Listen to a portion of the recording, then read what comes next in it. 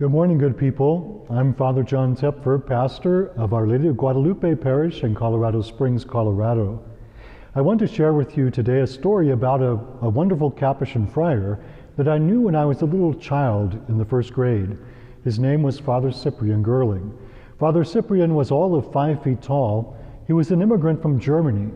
He was born there in 1880, came to the United States when he was 21 years old, and entered the Capuchin Seminary in Herman, Pennsylvania.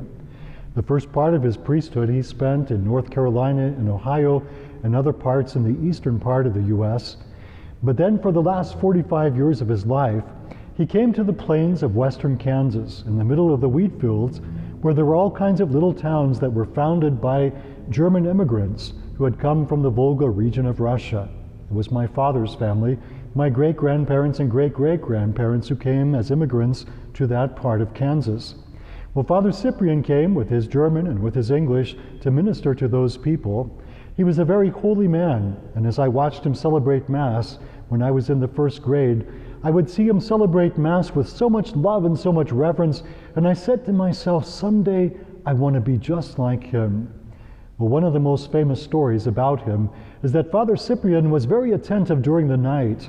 Whenever the telephone would ring in the monastery and someone was calling to ask for the last rites, Father Cyprian would be the first one out of bed to answer the call. One stormy, wintry night, there was a huge blizzard, blowing all kinds of snow and wind, and Father Cyprian took the call. He went out into the night in his old 1952 Plymouth sedan. He could hardly see over the steering wheel. He had to sit on catalogs. He went out into the night and battled the ice and the snow, and he was weaving back and forth, and the sheriff, Bob Maxwell, a friend of my father's who told me this story, said that he had to stop Father Cyprian and say, "Father, what are you doing out on such a terrible night? You can't go any farther."